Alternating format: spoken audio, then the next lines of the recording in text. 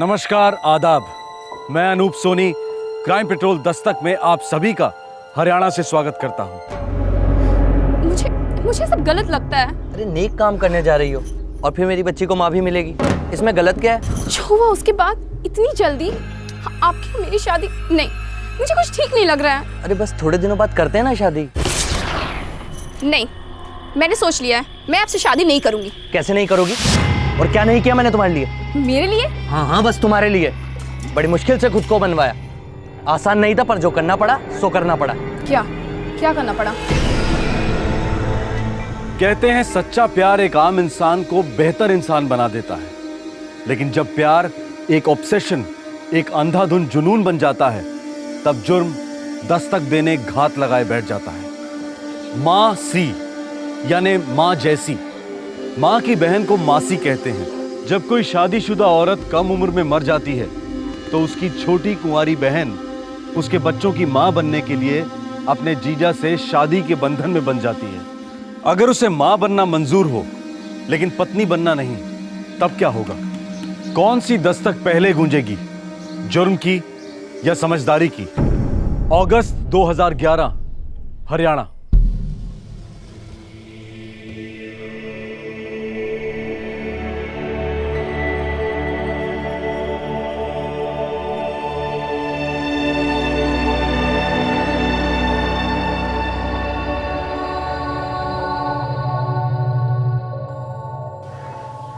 खाना खा ले बेटा। नहीं, मुझे माँ चाहिए। थोड़ा तो खाना खा ले। नहीं, मुझे माँ चाहिए।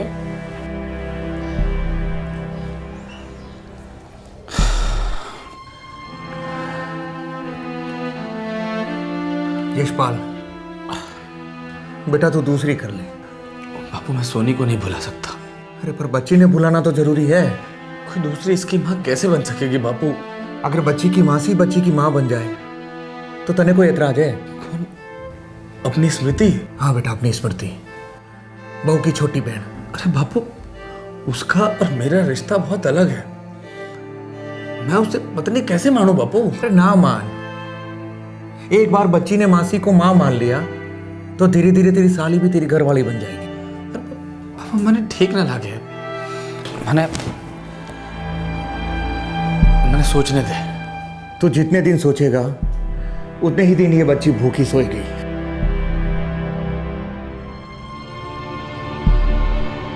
कल सवेरे सवेरे जाकर तेरे ससुर से बात करते हैं।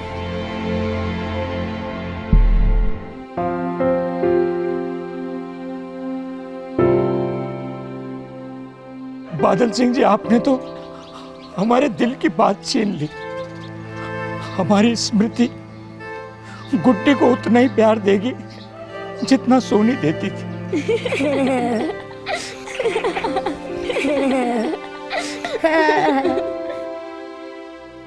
बेटा यशपाल, तुम चुप क्यों हो? पिताजी, जब से सोनी गई है तब से कुछ कहने को मन नहीं करता है।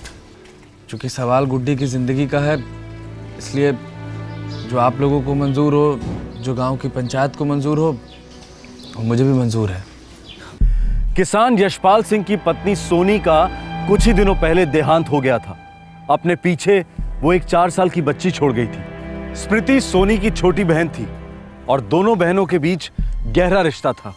अब दुनिया में अगर स्मृति को सबसे ज्यादा प्यार किसी से था तो वो था गुड्डी से, जो उसकी मरहूम दीदी की बेटी थी।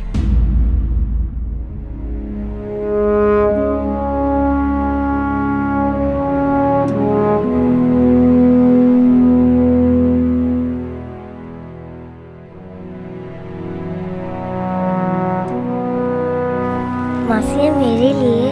हाँ बेटा, ये सब की सब आपके लिए, मेरी गुड्डी जानू के लिए। गुड्डी, जा बेटा, तेरे बापू और दद्दू घर जा रहे हैं, उनके साथ घर जा। नहीं, मुझे माँ चाहिए।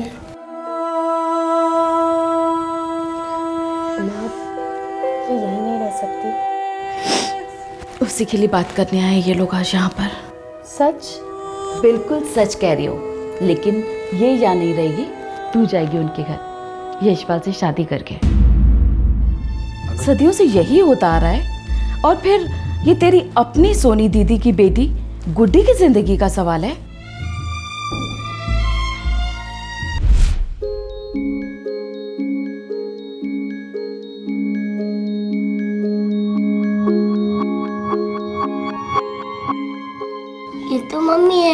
ये तो मासी है।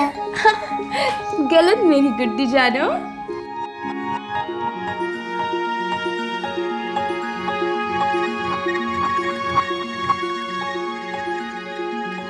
ये मम्मी है, ये मासी है और ये मेरा छोटा भाई। Very good, very good. क्या बात है भाई, हमारा स्वागत तालियों के साथ किया जा रहा है? पापा गए। बेटी, आजा आजा आजा आजा आजा। नहीं जीजा जी, ये तालियां आपके लिए नहीं है, ये तालियां तो हमारी गुड्डी जानू के लिए हैं। हरियाणा की सबसे तेज लड़की। अच्छा। बिल्कुल अपनी माँ पे गई है। हाँ, सिर्फ और सिर्फ अपनी माँ पर गई है। देख लो साली साहिबा, अगर अपनी दीदी की इतनी ज्यादा तरफदारी करोगी ना, तो ये जो हम जलेबी लाए हैं, ये हम और हमारी गुड्डी बिटिया दोनों मिलके खा जाएंगे। जीजा जी अपने लिए जलेबियां लाए? जी हाँ। तो खिलाइए जल्दी। लीजिए। क्या बात है, हमारे लिए तो कभी नहीं लाई जलेबी, अब साली साहिबा आई है तो जलेबी। लो कर लो बात, तुमने कभी मांगी ही नहीं, अब खा लो। ये लो, ये जो जलेबी है हमारे छोटे वाले गुड्डे के लिए। चलो चलो मुंह खोलो। छोड़ो जी, मैंने नहीं खानी जलेबी। ये बात भी सही है, भला एक जलेबी दूसरी जलेबी को कैसे खा सकती है, हैं? ओए ओए, क्या बात है? क्या बात है, चलो इस बात पे खा लो। चलो चलो चलो।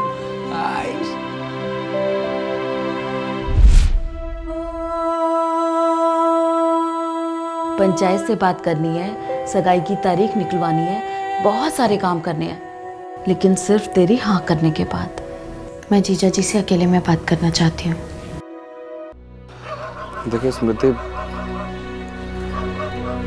अगर तुम्हें कोई एतराज हो तो कह देना, कोई बुरा नहीं मानेगा। तुम्हारी अपनी जिंदगी है, तुम्हारे अपने अरमान हैं, कुटी का क्या है, वो ठीक हो जाएगी। ठीक नहीं होगी। मैं दीदी की जगह तो नहीं ले सकती, लेकिन गुड्डी की माँ बनने को तैयार हूँ। तुम दिल से कह रही हो? मुझे दीदी की जगह लेना अजीब लग रहा है, कुछ गलत लग रहा है। ऐसा लग रहा है जैसे मैं कोई गुस्ताखी करने जा रही हूँ। गुस्ताखी तो नसीब ने कर दी है मेरे साथ स्मृति। मैं तुम्हारी दीदी से कम प्यार नहीं करता था, लेकिन वक्त आने पर मैं उसे बचा नहीं पाया। ये घाव कभी नहीं भर पाएगा स्मृति। आजा बाबू, आराम से। एक मिनट यहाँ पर रुको, मैं आगे से गाड़ी लेकर आता हूँ। जी, बस जल्दी आ जाना। जल्दी आ जाना। हाँ, जल्दी आता हूँ।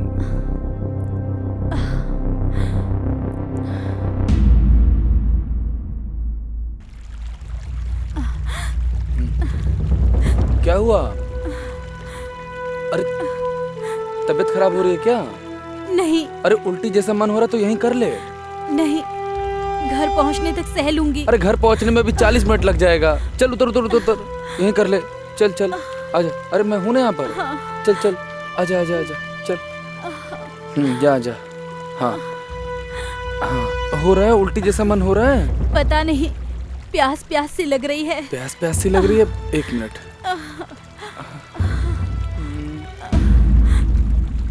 अरे सुनो, अगर उल्टी जैसा मन हो रहा है तो उल्टी कर लो तब तक, ठीक है? मैं पानी लेकर आता हूँ। हाँ। अपना ख्याल रख।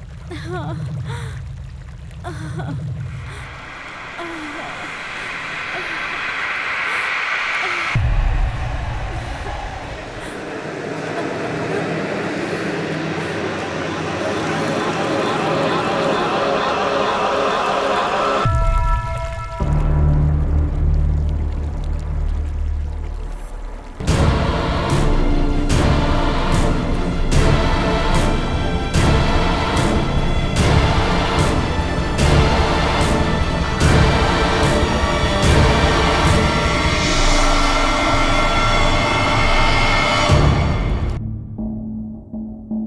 मोबाइल फ़ोन यूज़ करती हैं? जी नहीं साहब। आप लोग माता पिता हैं उसके?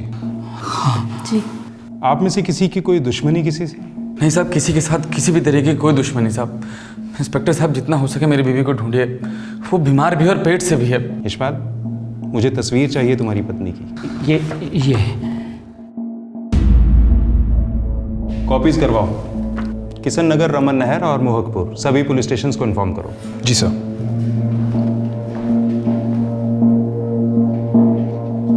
आप बता सकते हैं कि शादी से पहले सोनी का किसी लड़के से कोई चक्कर, प्यार मोहब्बत वगैरह? जी नहीं, कभी भी नहीं। मेरी दोनों बेटियां तो सोना है सोना। और सर शादी के बाद भी इस तरह की कोई बात नहीं है सर। हम लोगों की 5 साल की बहुत अच्छी शादी है, ऐसा कुछ नहीं साहब। तुम्हें क्या लगता है, क्या वो नहर में गिर गई होगी? भगवान न करे वो नहर में गिर गई हो साहब। मैंने उसको वहाँ बहुत ढूंढा। हम थोड़ा और ढूंढेंगे।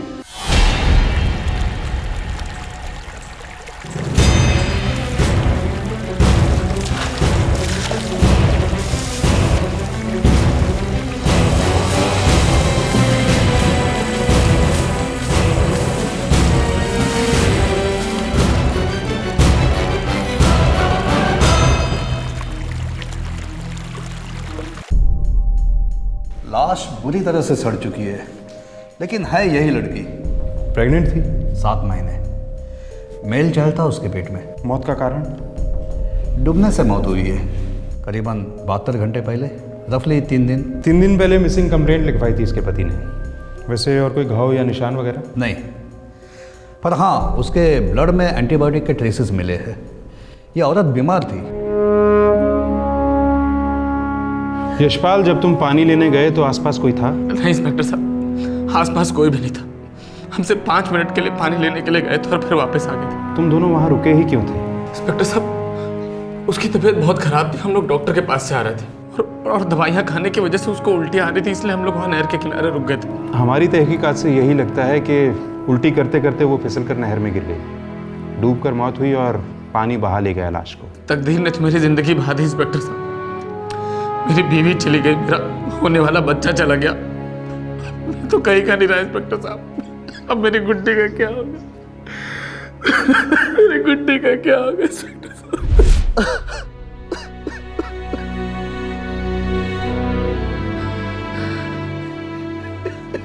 जीजा जी रोइए मत। मैं ठीक हूँ स्मृति। देखो स्मृति, तुम अच्छे से सोच लेना, पहले अपने बारे में, फिर गुड्डी के बारे में। मैं चलता हूँ।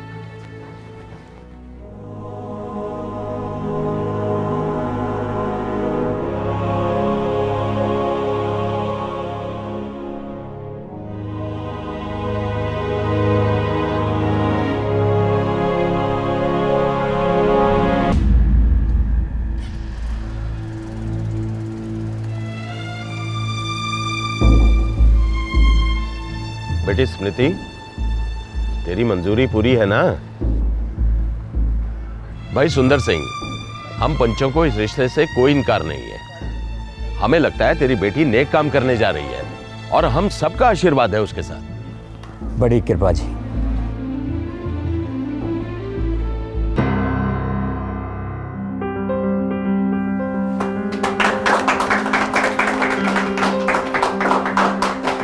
बेटी गुड्डी, आज से तू अपनी मासी को माँ कहना। बेटा स्मृति, आज से तू भी इसे अपना जीजा जी नहीं कहना। अरे खड़ी क्या है, मुंह तो मीठा करा अपने होने वाले पति का।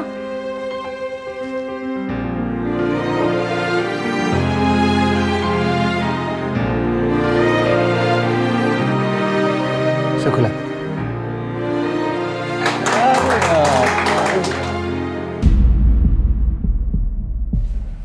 इतनी जल्दी नहीं है अलावत। किसी पे शक है सर? हाँ, उस पुल पर और उस नदी पर।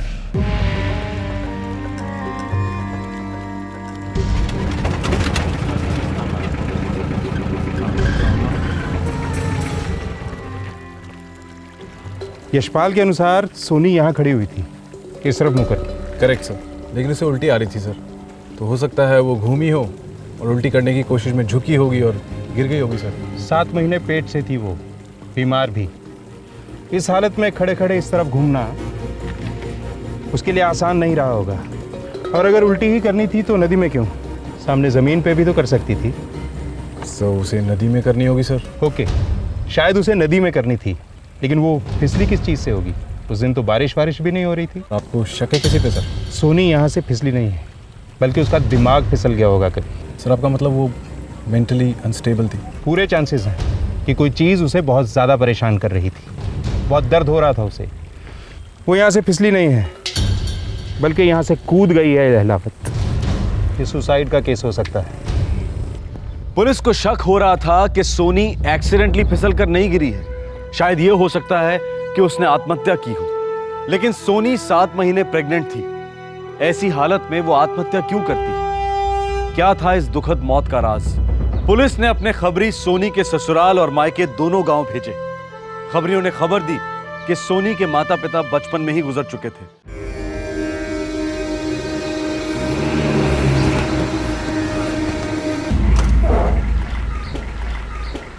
आपने अपनी कंप्लेंट में लिखवाया था कि सोनी आपकी बेटी थी।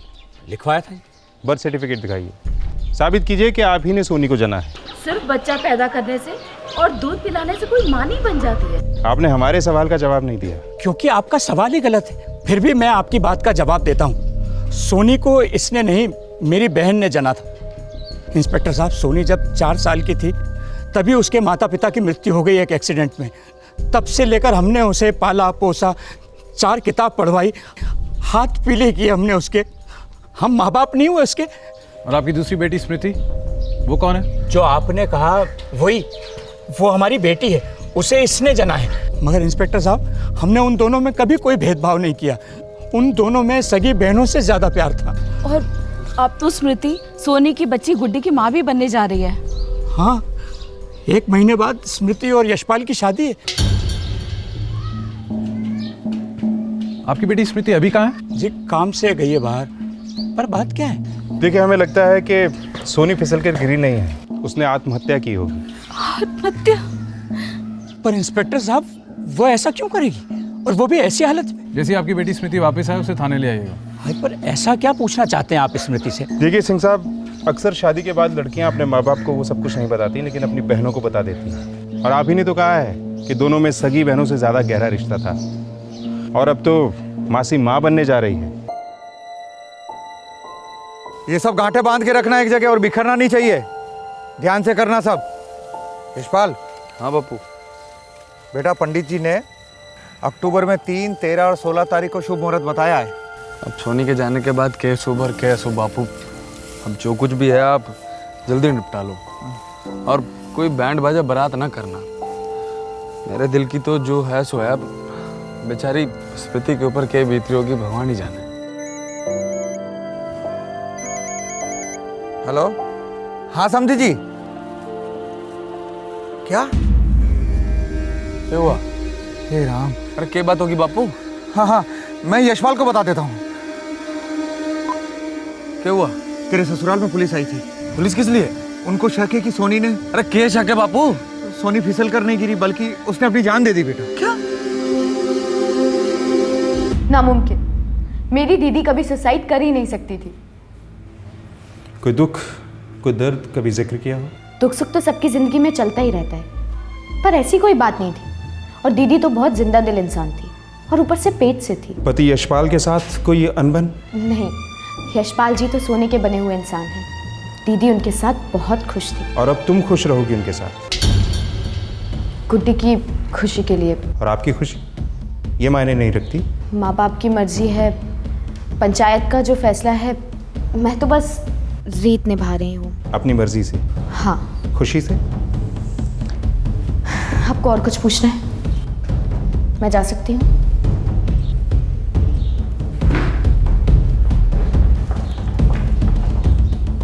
सर की स्मृति और यशपाल दोनों की डिटेल बैकग्राउंड चेकिंग करी सर। किसी के मुंह से ग्लव्स भी नहीं निकला। सबका यही कहना है कि स्मृति जैसी बहन नहीं और यशपाल जैसा पति नहीं। इतनी मिठास से तो डायबिटीज हो जाए किसी को। अलावत, फिलहाल ये केस बंद कर दो, लेकिन मेरी गारंटी है कि ये 2 और 2 4 वाला केस नहीं है। ये फाइल फिर खुलेगी। सालों क्रिमिनल केसेस हल करते करते पुलिस ऑफिसर्स की इंट्यूशन पावर बड़ी तेज हो जाती है। हर केस में भले ही पूरी तरह से नहीं, लेकिन हल्की हल्की दस्तक जरूर सुनाई देती है। पुलिस को स्मृति की चुप्पी और झिझक पर भरोसा था, क्योंकि यही चुप्पी इस केस में हुए जुर्म को उजागर करने वाली थी।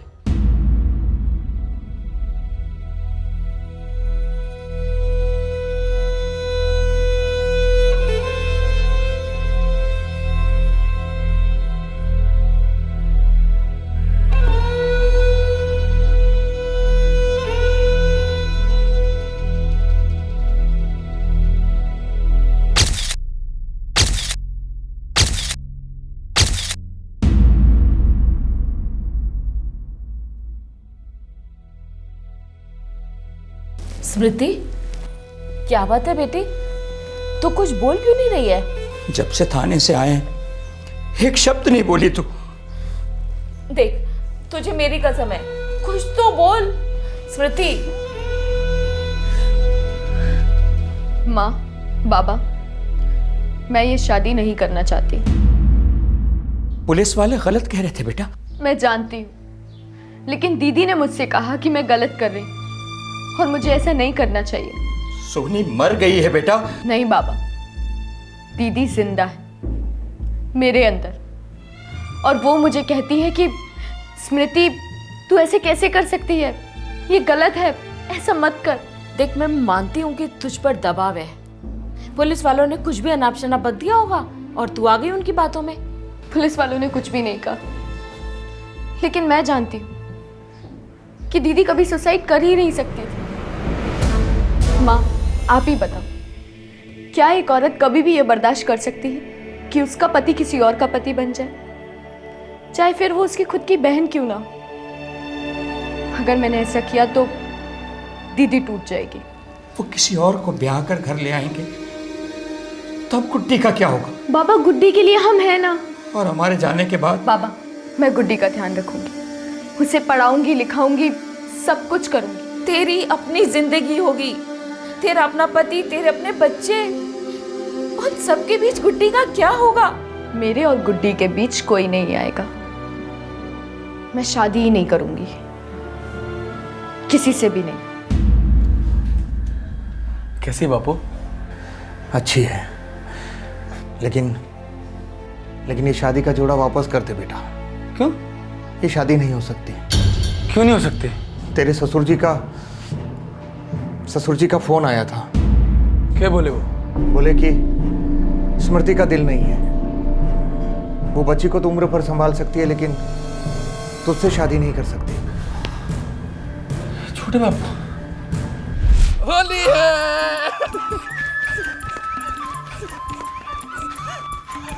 देखो कितना भगा रही तुम्हारे। संभल के।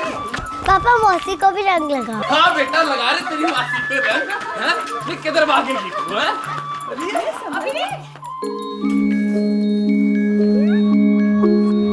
मम्मी, मुझे छोटू को भी रंग लगाना है।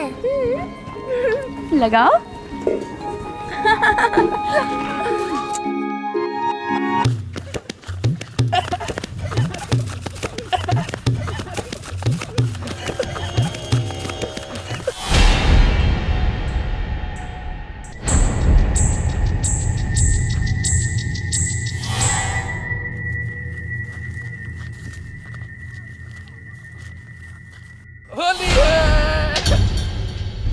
जीजा जी।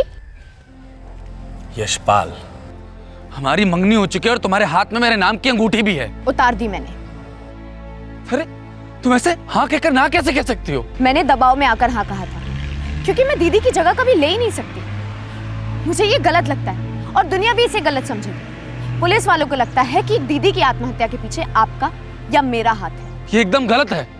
तुम्हारी दीदी कभी आत्महत्या कर ही नहीं सकती, वो तो फिसल कर गिर गई थी बस। मैं भी फिसलना नहीं चाहती। अगर मैंने आपसे शादी की तो मैं दीदी की नजरों में गिर जाऊंगी। मुझे माफ कर दीजिए जीजा जी, मेरे दिल में आपके लिए बहुत इज्जत है, पर मैं उस तरीके से कभी सोच ही नहीं सकती। और मैं किसी और तरीके से सोच ही नहीं सकता। बहुत बहुत ज्यादा, हद से ज्यादा प्यार करता हूं तुमसे। मैंने पहले तुम्हारे बारे में कभी ऐसा सोचा नहीं था, लेकिन जब तुम कुछ दिनों के लिए मेरे घर रहने आई, मेरे अंदर कुछ हो गया था। बस पहले ही दिन से प्यार हो गया था मुझे तुमसे।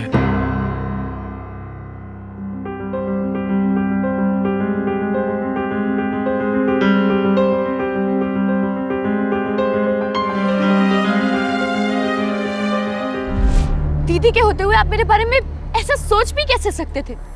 पता नहीं, बस तब तुमसे प्यार हो गया था और अब बता रहा हूं। बस कीजिए, हाथ जोड़ती हूँ मैं आपके, इतनी गंदी बातें मत कीजिए। अगर मेरी शादी तुम्हारे से नहीं हुई तो मैं मर जाऊंगा।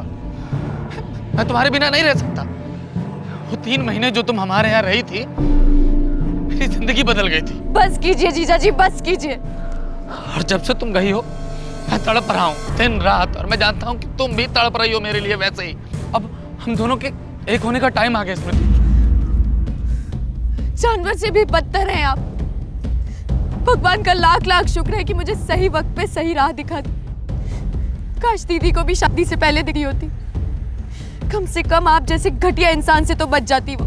घटिया ही सही, अब ये घटिया आदमी तुम्हें पाने के लिए किसी भी घटिया हाथ को पार कर जाएगा। एक घटिया हाथ तो मैं पार कर चुका हूं। क्या क्या किया आपने? तुम्हारे और मेरे बीच में जो दीवार थी उसे मैं अपने हाथों से गिरा चुका हूं।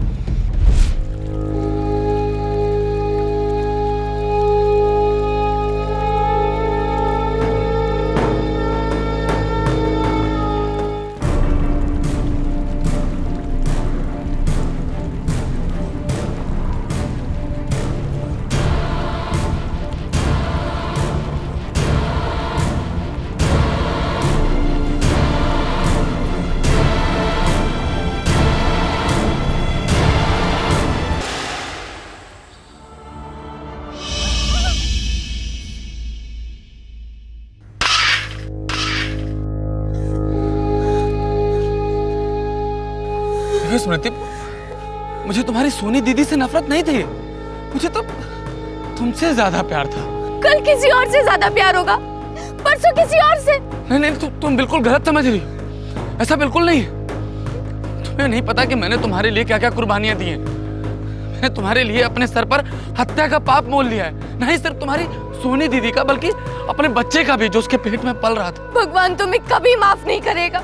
मेरे प्यार के सामने भगवान भी मेरे लिए कोई मायने नहीं रखते। बस तुम मेरी हो जाओ। तुम गुड्डी की कसम है स्मृति। गुड्डी को बीच में मत लाओ। गुड्डी तो हम लोगों के बीच में है। गुड्डी तो है जो हम दोनों को एक दूसरे से जोड़े रखेगी। नहीं तो किसी के पाप में दम नहीं जो तुम्हें मुझसे दूर कर सके। और ये मैं ये तुम्हारे लिए ये शादी का जोड़ा लेकर आया हूँ। अब तुम्हें अपनी नाव वापस लेनी होगी। अगर तुम मुझसे दूर गई तो देखना गुड्डी भी तुमसे दूर चली जाएगी स्मृति। अच्छे से सोच लो।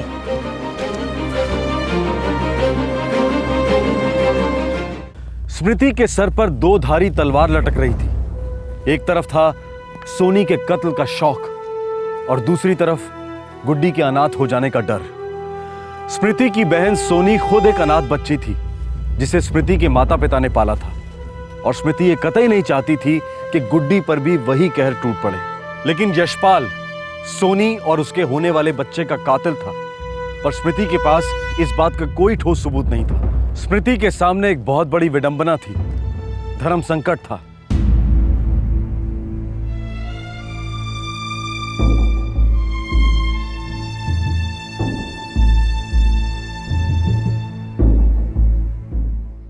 भाई सुंदर सिंह, तुम्हें जो कुछ कहना है दिल खोल के बेझिझक कहो। पिछली बार मैंने हमारी बेटी स्मृति और यशपाल की शादी की अनुमति मांगी थी आपसे। वो तो हमने दे दी थी, लेकिन अभी बात क्या है?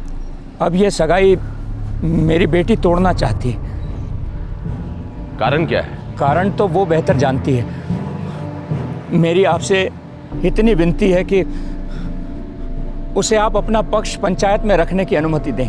देखो बेटी, हमारे यहाँ ऐसा ही होता आया है। अगर कोई माँ बेवक्त गुजर जाती है तो मासी माँ बन जाती है, लेकिन तुम ये प्रथा तोड़ना क्यों चाहती हो? मुझे मासी से माँ बनने में कोई ऐतराज नहीं है। मैं खुशी खुशी गुड्डी की माँ बनने को तैयार, पर मैं अपने बहन के पति को अपना पति नहीं बनाना चाहती। ऐसे कैसे हो सकता है? अगर तुम्हारा ब्याह कहीं और हो जाए तो इस बच्ची को कौन अपनाएगा? मेरा ब्याह कहीं नहीं होगा, मैं कसम खाती हूँ। आप कहें तो मैं लिख कर देती हूँ। मैं जिंदगी भर गुड्डी का ख्याल रखूंगी, कंवारी रहूंगी। प्रथा सिर्फ बच्ची की देखभाल करने की नहीं है, प्रथा अपनी दीदी के पति की देखभाल करना भी होता है। ये इंसान तो मेरी दीदी का पति कहलाने के लायक ही नहीं है, और ना ही गुड्डी का पिता कहलाने के लायक है। इसने मेरे सामने कबूल किया है कि इसी ने मेरी दीदी की हत्या की। मेरी दीदी की मृत्यु कहीं से फिसलकर या गिरकर नहीं हुई थी, ना ही उन्होंने आत्महत्या की थी। मेरी दीदी की हत्या हुई थी। और वो हत्यारा ये है। क्या बात कर रही है छोरी? होश में तो हो? अब तक नहीं थी, पर अब होश में भी हूँ और पूरे जोश में भी। आप प्रथा की बात कर रहे थे ना, तो आइए आज एक नई प्रथा शुरू करते हैं। इस हत्यारे को पुलिस के हवाले कर दो। बोलिए, तो शुरू होगी ये नई रीत?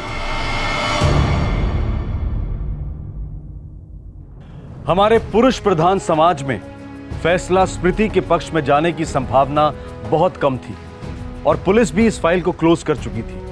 स्मृति के पास कोई सबूत नहीं था, लेकिन उसके पास हिम्मत की कोई कमी नहीं थी और सबसे महत्वपूर्ण बात यह थी कि स्मृति सच बोल रही थी। इस केस में पंचों की राय ने अपने आप में एक नई प्रगतिशील मिसाल कायम की।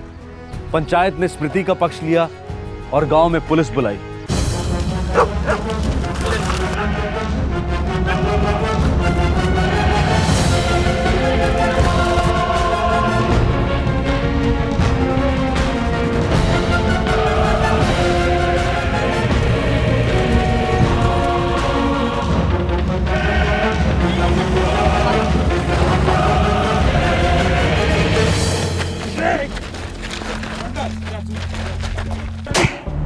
अब अदालत जो थप्पड़ मारेगी ना, उसकी गूंज पूरे 14 साल तक सुनेगा तू यशपाल सिंह। इंस्पेक्टर साहब, आप कुछ ऐसा कीजिए कि मुझे फांसी हो जाए। मुझे मेरी स्मृति ने पकड़ा हुआ है इंस्पेक्टर साहब। मैं जीना नहीं चाहता, मैं मर जाना चाहता हूँ। वो मुझे प्यार नहीं करती। तुझ जैसे हैवान को कोई औरत कैसे सहन कर सकती है? तूने उसकी बहन का कत्ल किया जब वो 7 महीने पेट से थी। ये सब कुछ उसको बताने के बाद भी तू उससे मोहब्बत की उम्मीद कर रहा था। इंस्पेक्टर साहब, मुझे नहीं लगा था कि वो मुझे शादी से मना कर देगी और मुझे ये भी नहीं लगा था कि मैं उसके सामने सारी बातें इस तरह से बोल जाऊंगा और ये तो बिल्कुल भी नहीं लगा था कि वो मुझे पकड़वा देगी। इंस्पेक्टर साहब, मुझे बिल्कुल भी नहीं लगा था। नहीं लगा था ना, लेकिन अब लगेगी, बुरी तरह से लगेगी। तुझ जैसे प्रेमी हो दुनिया में तो नफरत करने वालों की जरूरत ही क्या है?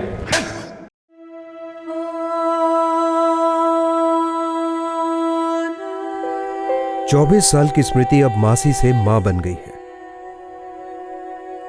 गुड्डी उसे कई मुश्किल सवाल करती है और स्मृति उनके आसान जवाब ढूंढने की कोशिश करती रहती है।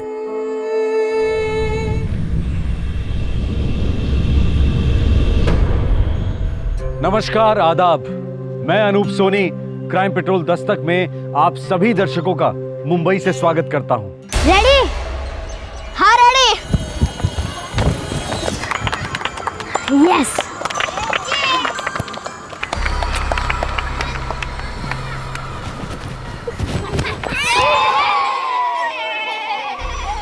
That's not fair यार। चल एक और बार। तू भी क्या याद रखे? चल।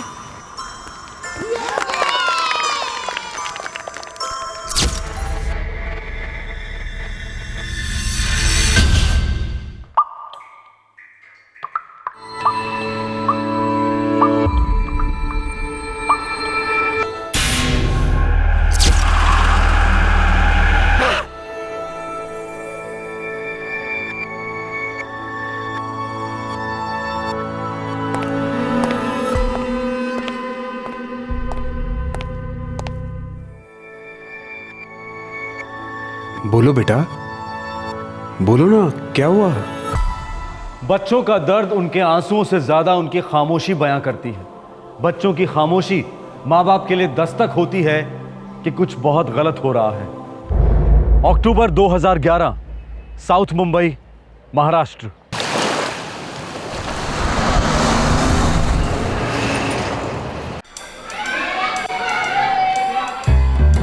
इसी के पिक्चर लगाए गए, मजा आएगा। नहीं ऐसा नहीं।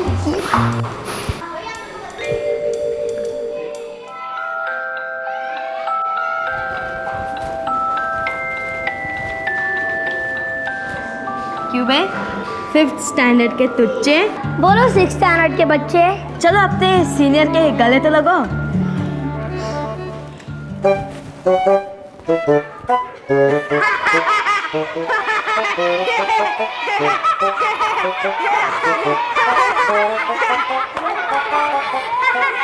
साले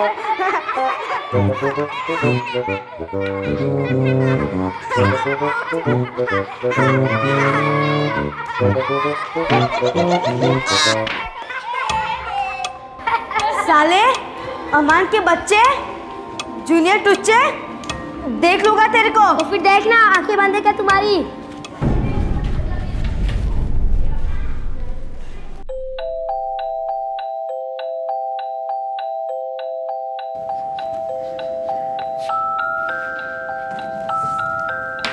हो गया सर। क्या बात है अमन, तुम तो छा गए मेरे दोस्त। Students, a big hand for Aman Khan. So class, जैसा कि आपने देखा कि practice makes you perfect. Practice कैसी होनी चाहिए जिससे आप दर्द सहन कर सको? एवरीबॉडी स्ट्रेच, स्ट्रेच ऐसा, स्ट्रेच, स्ट्रेच करो अमन, स्ट्रेच करो, stretch, good good, very good, yes, stretch करो, stretch, stretch everybody, very good, everybody up up. हाँ, अभी हम लोग स्पॉट जॉगिंग करेंगे। Come on, 1 2 1 2 1 2, yes, come on.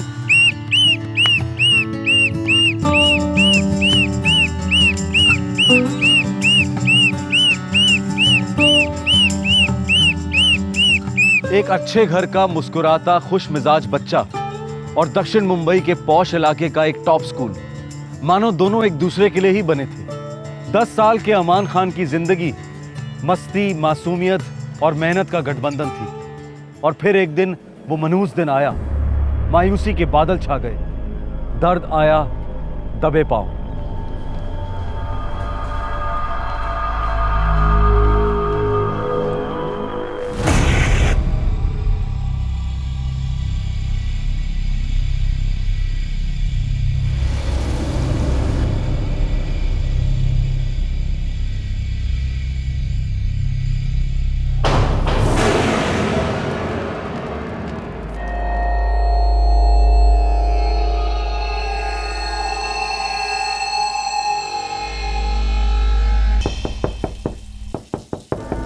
अमन, अमन कितनी देर से नहा रहे हो? बाहर निकलो, खाना ठंडा हो रहा है। अमन, अमन,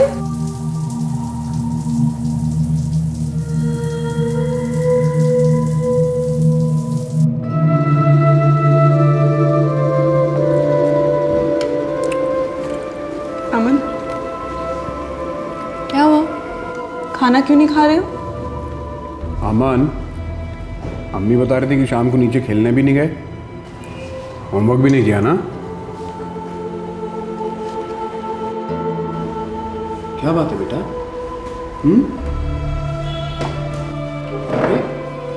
अमन, अमन, सुनो बेटा। अरे क्या हो गया इसे? पता नहीं जी, पहले तो कभी ऐसे पेश नहीं आया। स्कूल में झगड़ा वगड़ा हुआ होगा दोस्तों से। पता नहीं क्या हो गया है इसको। अमन बेटा, अमन क्या हुआ? बताओ। अच्छा ठीक है, सो जाओ। हाँ,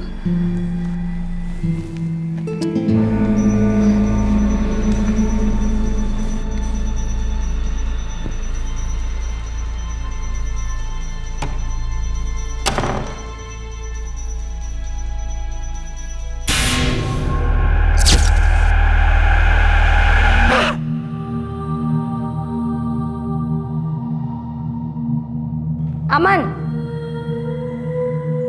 अमन, फिर क्लासरूम में सो रहे हो?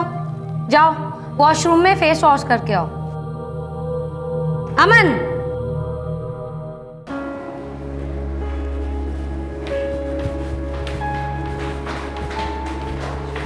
क्यों बे? 5th स्टैंडर्ड के टुच्चे आजकल आता नहीं खेलने? डर गया क्या?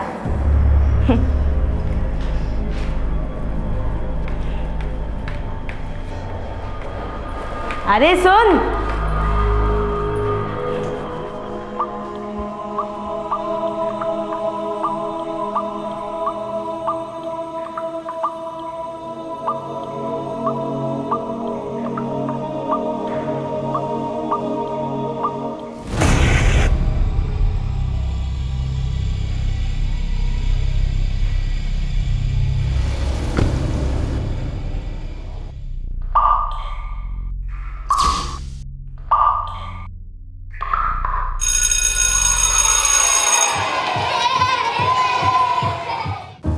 तो तुम्हें पड़ेगा ही अमन। सुनिए। ताहिरा प्लीज बीच में मत बोलो।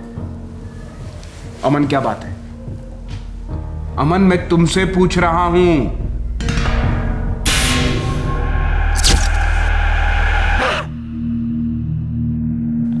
ऐसे सर हिलाने से कुछ नहीं होगा। अरे मजाक है क्या? टीचर ने 3-3 रिमार्क्स लिख के दिए डायरी में। तुम क्लास में सोते रहते हो, होमवर्क नॉट डन, टिफिन नहीं खा रहे हो, किसी के साथ खेल नहीं रहे, बोल नहीं रहे। देखो मेरी तरफ, देखो मेरी तरफ। बेटा लास्ट टाइम पूछ रहा हूं, क्या बात है? मुझे स्कूल नहीं जाना है। लेकिन क्यों नहीं जाना है?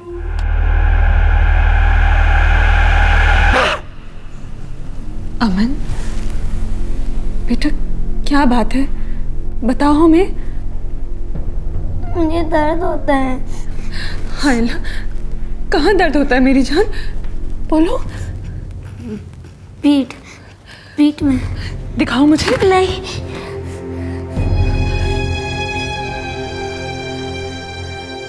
अमान को तुरंत डॉक्टर के पास ले जाया गया और डॉक्टर के एग्जामिनेशन ने अमान के माता पिता की होश उड़ा दी। सोडोमी यानी अप्राकृतिक संभोग के कारण फूल से बच्चे का तन और मन घायल हुआ था, लेकिन वो उस घिनौनी हरकत करने वाले का नाम लेने से साफ इनकार कर रहा था। आखिर क्यों?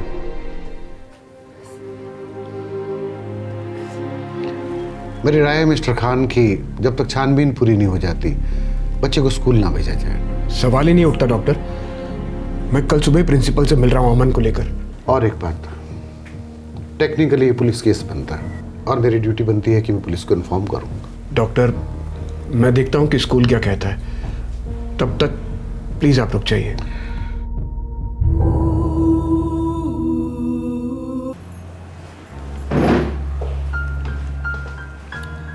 अमन, आपके पापा बता रहे हैं कि आपको किसी ने हर्ट किया।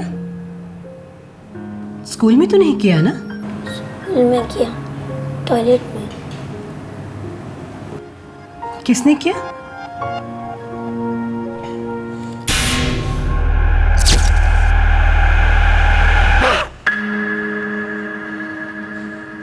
मिसेस खान, आप अमन को लेकर बाहर बैठिए।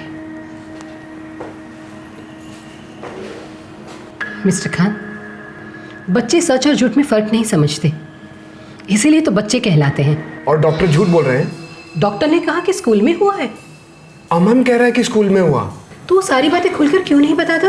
अमन डरा हुआ है, वो तो स्कूल आने से भी डर रहा है। बच्चे की स्कूल तो मिस नहीं होनी चाहिए। मैं ट्रांसफर सर्टिफिकेट बना देती हूँ, आप दूसरे स्कूल में ट्राई कर सकते हैं। आप इंक्वायरी करने की बजाय मेरे बच्चे को स्कूल से निकाल रही है। मिस्टर खान, हमारे स्कूल बॉम्बे की टॉप 10 स्कूलों में से एक है। हमारे यहाँ ना कभी ऐसी घटिया हरकत हुई है और ना भविष्य में कभी होगी, इसलिए इंक्वायरी बिठाने का तो सवाल ही नहीं पैदा होता। मैं ट्रांसफर सर्टिफिकेट बनाऊं या अमन क्लास ज्वाइन कर रहा है? तीसरा ऑप्शन भी है प्रिंसिपल। वो क्या है? मुंबई पुलिस। बेटा अमन, बेटा मुझे पुलिसमैन मत समझो, अपना अंकल समझो, अपना दोस्त समझो, और डरना नहीं है, प्लीज।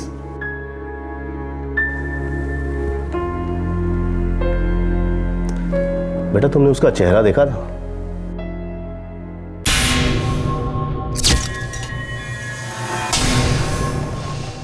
डर क्यों रहे हो बेटा? किसी ने धमकी दी है तुमको?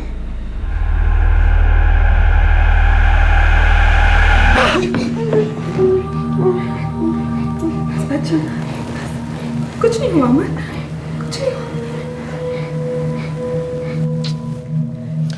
मिस्टर खान, प्रिंसिपल से मैं अकेला मिलूंगा। कोई स्कूल नहीं चाहता कि पुलिस उनके कैंपस में आए।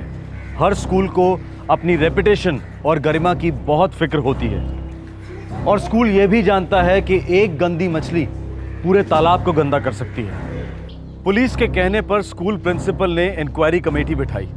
अब सवाल यह था कि कौन थी ये गंदी मछली, और क्या इस तालाब में सिर्फ एक ही गंदी मछली थी? इंस्पेक्टर डिसिल्वा, ये हमारे स्कूल के मैथ्स टीचर हैं, मिस्टर बोरकर। ये इंक्वायरी करेंगे। श्योर मैम, मैं अमन को काफ़ी अच्छी तरह से जानता हूँ। बहुत ही अच्छा स्टूडेंट है वो। आई एम श्योर जल्द से जल्द पता चल जाएगा कि सच क्या है और झूठ क्या है। इस केस में मुझे ऐसी झूठ जैसी बात तो कोई लगती नहीं, एटलीस्ट अब तक तो नहीं। हाँ, लेकिन सच और खामोशी के बीच एक डर की दीवार जरूर है। अगर आप अमन को वो दीवार पार करवा दें तो हमारे लिए बहुत बड़ी मदद होगी। 3 दिन में मैं और मिस्टर बोरकर आपको पूरी रिपोर्ट सबमिट करेंगे।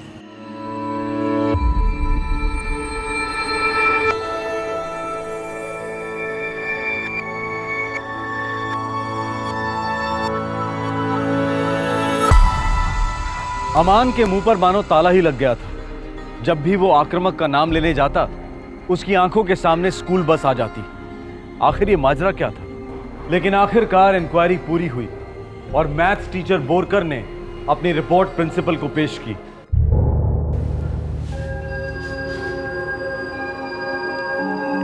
Are you sure mister Borkar? क्या ऐसा ही हुआ है?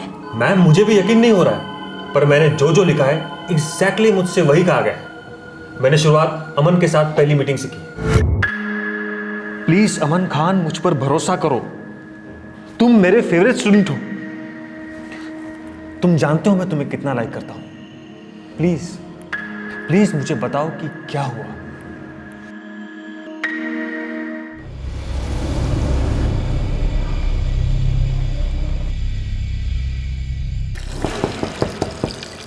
वेरी गुड अमन, वेरी गुड। अब ये बताओ कि तुम उसे, जिसने तुम्हें हर्ट किया, उसे जानते तो हो, तो फिर तुम उसका नाम क्यों नहीं बताना चाहते?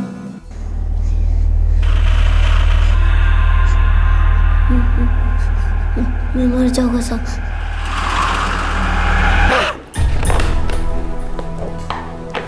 यार कर्माकर, हाँ इस इंक्वायरी ने दिमाग खराब कर दिया यार। हाँ यार, और एकदम फर्स्ट क्लास स्टूडेंट है वो अमन खान। हाँ रियली है। मुझे लगता है कि ये सीनियर जूनियर वाला मामला है। मतलब 5th और 6th क्लास वालों के बीच में चलता है ना, सीनियर और जूनियर को लेकर एक दूसरे को सताना। बुलिंग होती है ना काफी। हाँ होती है। तो 6th क्लास में एक लड़का है, सचिन मापसेकर। सचिन मापसेकर? तुम्हें लगता है वो सचिन मापसेकर? नाक में दम कर दिया उसने अमन के।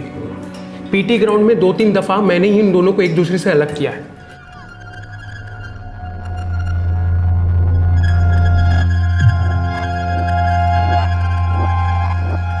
अमन, डरो मत। सचिन की तरफ देखो। क्या हुआ सर? हे अमन, क्या हुआ? अमन बोलो, इसी ने किया ना? हाँ, सचिन नहीं किया है। हे अमन, मैंने क्या किया? अमन वेट, अमन। सचिन मापसेकर, इधर आओ। तुमने जो कुछ भी अमन के साथ किया है इस पेपर पे लिखो। चलो। सर मैंने उसके साथ कुछ नहीं किया सर, वो बस ऐसे ही हमारे बीच में मजाक मजाक में चलते रहता है। मजाक मजाक में तुम काफी आगे निकल गए सचिन मापसेकर। सच में मैंने कुछ नहीं किया सर। झूठ मत बोलो, मेरे आगे तुम्हारा ये ड्रामा नहीं चलने वाला। और अपने ये आंसू बचा के रखना, जब यहां से रस्टिकेट हो जाओगे तब काम आएंगे। सर प्लीज सर, मुझे रस्टिकेट मत कीजिए। जेल जाने से तो अच्छा ही है रस्टिकेट होना। चलो लिखो। Good job mister Borkar. मैं अभी इंस्पेक्टर डिसिल्वा को फोन करती हूँ।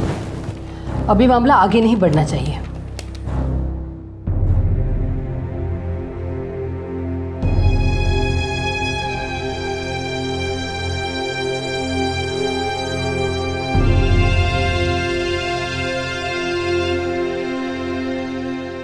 प्रिंसिपल ने उस लड़के को रेस्टिकेट कर दिया है। आपसे रिक्वेस्ट की है कि इस केस को और आगे ना बढ़ाएं और अमन धीरे धीरे स्कूल जाना शुरू कर दे। उसका जो भी पोर्शन मिस हुआ है उसके लिए हमने एक्स्ट्रा कोचिंग क्लासेस अरेंज करने की बात भी की है। थैंक यू इंस्पेक्टर, आप काफ़ी आउट ऑफ द वे गए हैं हमारे लिए। मेरा भी 8 साल का बेटा है मिस्टर खान। अमन के लिए ऑल द बेस्ट। मैं ऊपर वाले से दुआ करूंगा कि वो इस बुरी याद को जल्द से जल्द भुला दे।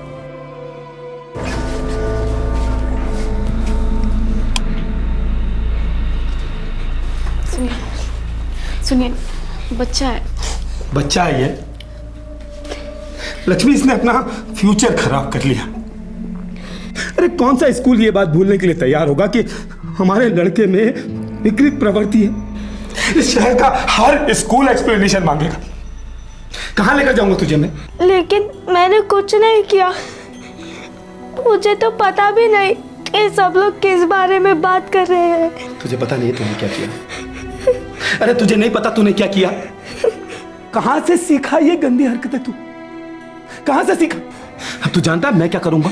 सचिन, मैं तुझे ऐसे सख्त से सख्त बोर्डिंग में डालूंगा कि खाल खींच कर ठीक करेंगे वो लोग तुझे। लक्ष्मी, इसने अमन की जिंदगी बर्बाद कर दी। मैंने कुछ नहीं किया। हम लोग बस ऐसे ही मस्ती मजाक करते रहते थे। मजाक था ये? मजाक था क्या ये? जाने दीजिए, कितना डर रहा है वो। बच्चे और खासकर बॉयज बहुत मजाक मस्ती करते हैं और उनके मजाक आपस में फिजिकल होते हैं।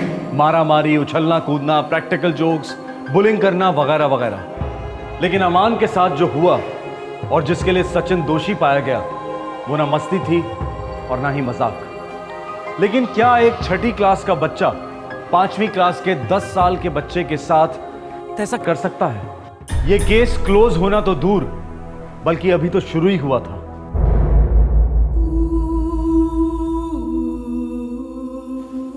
उठो बेटा अमन, बाहर बैठो। ये लो बेटा, दूसरे कलर का चाहिए? अमन, ले लो। Good boy. अब आप बाहर जाइए, रिसेप्शन पे आंटी बैठी हैं, उनसे कहिए कार्टून लगाएं। आप कार्टून देखें जब तक मम्मी आती है। ओके, जाओ। Very good, very nice. Aman ठीक तो हो जाएगा ना डॉक्टर? मिसेस खान, फिजिकल घाव जो हैं वो तो ठीक हो गए, उसकी चिंता नहीं है, लेकिन बच्चे को काउंसलिंग के लिए भेजना जरूरी है। मेंटल घाव अभी भी ताजा है। आप ठीक कह रहे हैं। वो लड़का जिसने ये सब किया था वो तो पकड़ा गया है, फिर भी पता नहीं क्यों अमन स्कूल जाने से कतराता है। स्कूल बस देखते ही रोने लगता है। तो वो लड़का पकड़ा गया? जी, उसकी अमन से बनती नहीं थी, बस इसीलिए उसने अमन के साथ ही घिनौनी हरकत की। उसी के स्कूल का स्टूडेंट है, उससे 1 क्लास सीनियर, 6th स्टैंडर्ड का। नामुमकिन। क्या मतलब डॉक्टर? 6th स्टैंडर्ड का लड़का बच्चा ही होता है मिसेस खान, और ये हरकत किसी बच्चे ने नहीं बल्कि किसी बड़े ने की है। मैं मेडिकली प्रूफ कर सकता हूं ये किसी एडल्ट की हरकत है। ऐसा कैसे हो सकता है डॉक्टर? ऐसा हुआ है मिसेस खान,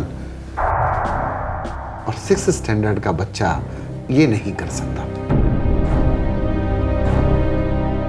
डॉक्टर ने रिपोर्ट भी बना के दी है इंस्पेक्टर।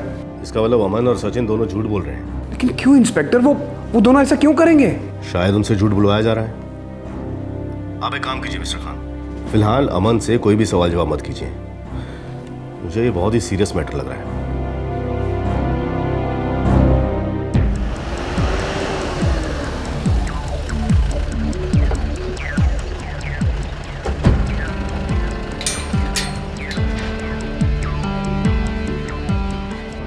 सचिन, बाहर आओ।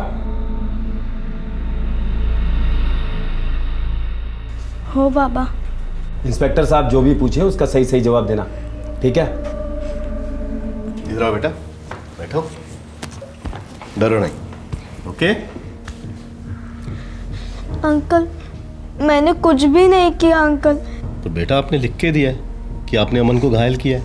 पहले मुझसे साइन करवाया गया, फिर वो सब लिखवाया गया, जिसका मतलब भी मुझे नहीं मालूम है। तो आपने लिखा क्यों? साइन क्यों किया? बोरकर सर ने मुझसे कहा कि अगर साइन नहीं करूँगा तो मुझे जेल भेजा जाएगा। आई बाबा की शपथ खाता हूँ अंकल, स्कूल में सब लोग मुझे गंदा गंदा बोलते रहते, मुझे कुछ भी नहीं पता। मिस्टर मापसेकर, लड़का आपका सच बोल रहा है, इनोसेंट है, फंसाया गया है।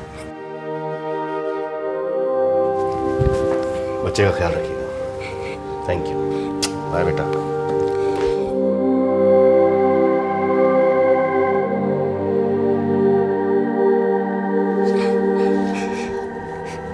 बेटा।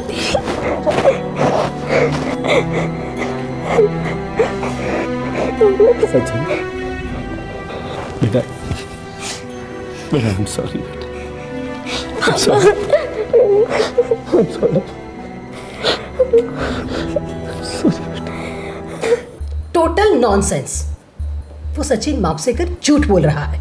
उसने खुद मिस्टर बोरकर को अपने हाथों से लिख कर दिया है कि ये सब उसी ने किया है। देखिए मैडम, लिखित में देने में और लिखित में लेने में बहुत फर्क होता है। आप कहना क्या चाहते हैं इंस्पेक्टर? मेरा मतलब मिस्टर बोरकर अच्छी तरह समझ रहे हैं। क्यों मिस्टर बोरकर, सचिन मापसेकर ने लिखित में दिया था या आपने लिखित में लिया? मेरे सामने अमन ने कहा कि सचिन कल्पित है। आप चाहे तो अमन से पूछ लीजिए। फिलहाल तो मैं आपसे पूछ रहा हूँ और आखिरी बार पूछ रहा हूँ, सच क्या है? This is too much inspector. आप मेरे स्टाफ को धमका रहे हैं, और वो भी ऐसे टीचर को जिन्होंने ईमानदारी से सारा इन्वेस्टिगेशन किया और सच्चाई को सामने लाया। मैडम, इनकी ये रिपोर्ट झूठी है। अब हम अपने तरीके से इन्हें पुलिस स्टेशन ले जाकर उल्टा टांगेंगे। उसके बाद हर सच कुरेद कुरेद कर निकालेंगे। रवि, गिरफ्तार करो। मैम, क्या कर रहे हैं आप? Ma'am help me, ma'am help me. एक मिनट रवि, एक काम करते हैं, अब स्कूल छूटने वाला तो है ना? सब बच्चे बाहर होंगे। जी सर। तो पेरेंट्स भी लेने आए होंगे, तो सबके सामने इसको घसीटते हुए लेके जाएंगे और फिर हवालात में ले जाकर अच्छी तरह ठुकाई करेंगे इसकी। नहीं नहीं, ऐसा मत कीजिए। मैं सच बताता हूँ, सच बताता हूँ। मैं अमन के साथ जो भी हुआ है वो सचिन ने नहीं किया। आपने तो मुझे बताया कि ये सब सचिन ने किया है। वो मैंने झूठ बोला था। अमन बेटा, तुम मेरे फेवरेट स्टूडेंट हो, तुम मुझे बता सकते हो।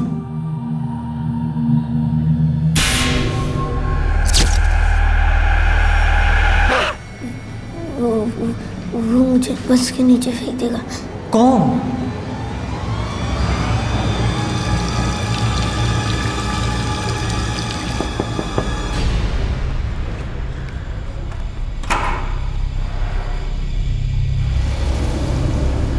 हाय अमन।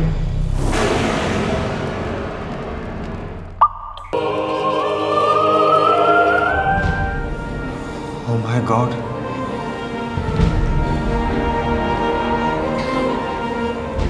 सुनो, अभी किसी से कुछ मत कहना, हाँ? मैं सब ठीक कर दूंगा। ओके? Thank you sir.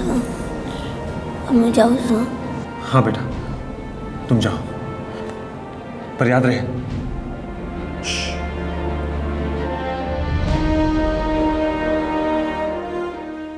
गलती हो गई यार मुझे माफ कर दे। तुझे दोस्त कहने में शर्म आ रही है मुझे। सोच, तेरी बीवी को पता चलेगा तो क्या होगा? 2 महीने नहीं हुआ तेरी शादी को।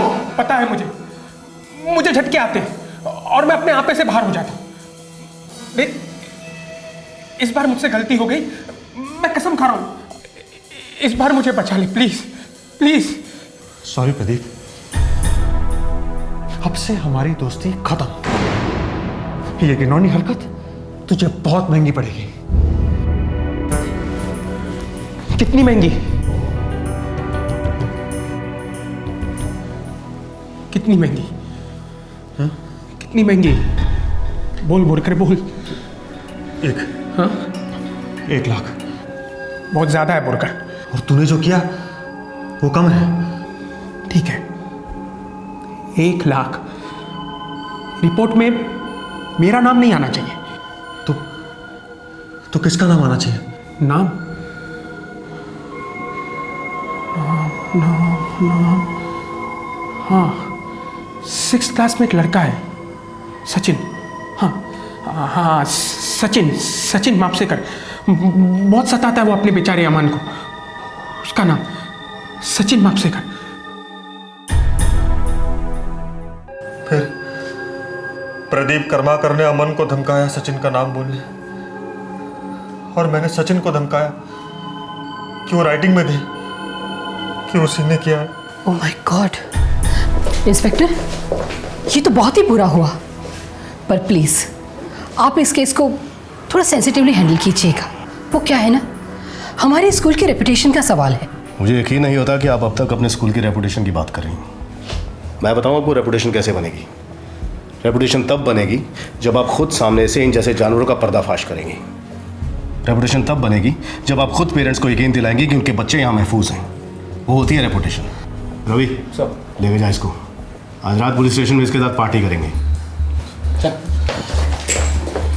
वैसे मैडम, ये पीटी टीचर प्रदीप करमारकर कहाँ मिलेगा?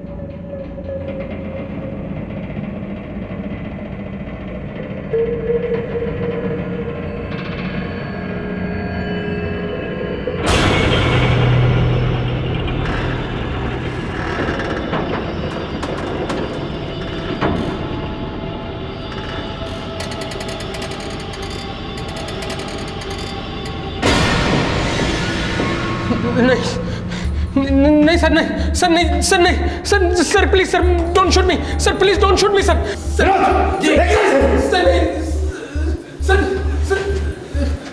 प्लीज सर, मुझे माफ कर दीजिए सर, सर मुझे माफ कर दो सर। पीटी टीचर प्रदीप करमारकर पर आईपीसी की धारा 376 और 377 के तहत मुकदमे चल रहे हैं।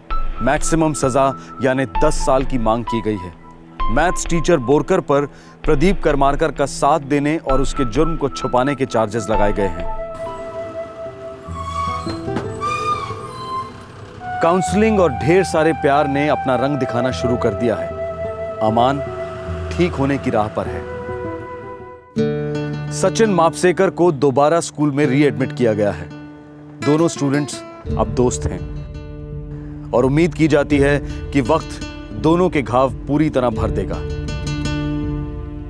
यह केस साबित करता है कि भेड़िए हर रूप में पाए जाते हैं, हर जगह घात लगाए बैठे होते हैं और उससे भी ज्यादा जरूरी है बच्चों और माँ बाप के बीच में एक ओपन चैनल, जहां बच्चे बेझिझक सब कुछ यानी सब कुछ डिस्कस कर सकें। उम्र के हिसाब से सेक्स एजुकेशन दी जाए ताकि बच्चे दूसरों के द्वारा किए गए सही और गलत बर्ताव को तुरंत पहचान लें। क्राइम पेट्रोल दस्तक की जुर्म के खिलाफ जंग जारी रहेगी। अगले हफ्ते फिर मुलाकात होगी। तब तक अपना ख्याल रखें, अपने बच्चों का ख्याल रखें। जय हिंद। इस तरह के और भी एपिसोड देखने के लिए हमारे चैनल को सब्सक्राइब करें और बेल आइकन दबाना ना भूलें।